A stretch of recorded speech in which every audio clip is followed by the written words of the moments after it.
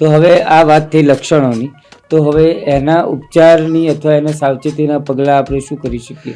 પહેલાં તો ડાયાબિટીસની તપાસ કરાવવી જોઈએ, અને ડાયાબિટીસ ટાઈપ 1 છે, ટાઈપ 2 છે, કે કોઈ બીજા ફેક્ટર કામ કરે છે જેના કારણે ડાયાબિટીસ છે, એ જાણવું તપાસ જરૂરી છે. કરાવવી જોઈએ. જનરલી 2 પ્રકારના ડાયાબિટીસ હોય છે, ટાઈપ 1 અને ટાઈપ 2. ટાઈપ 1 એ નાની ઉંમરમાં અને યુવાવસ્થામાં જોવા મળતો હોય, અને ટાઈપ 2 એ અબોવ 35 વર્ષ, જે 35 વર્ષથી ઉપરનાને જનરલી ટાઈપ 2 ડાયાબિટીસ કહેવામાં. ટાઈપ 1 જેને હોય એને ઇન્સ્યુલિનથી સારવાર કરવી પડતી હોય છે, અને ટાઈપ 2ના દર્દીઓને દવાઓ પ્લસ ઇન્સ્યુલિન જે પેશન્ટની કન્ડિશન પ્રમાણે વપરાતી હોય.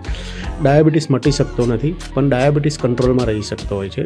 ડાયાબિટીસને કંટ્રોલમાં રાખવા માટે જનરલી એક તો રેગ્યુલર એક્સરસાઇઝ, બેઠાડું જીવન જીવતા હોય તો એમને વ્યાયામ, કસરત, યોગા, પ્રાણાયામ જે એમને અનુકૂળ હોય એ પ્રમાણે કરવું જોઈએ.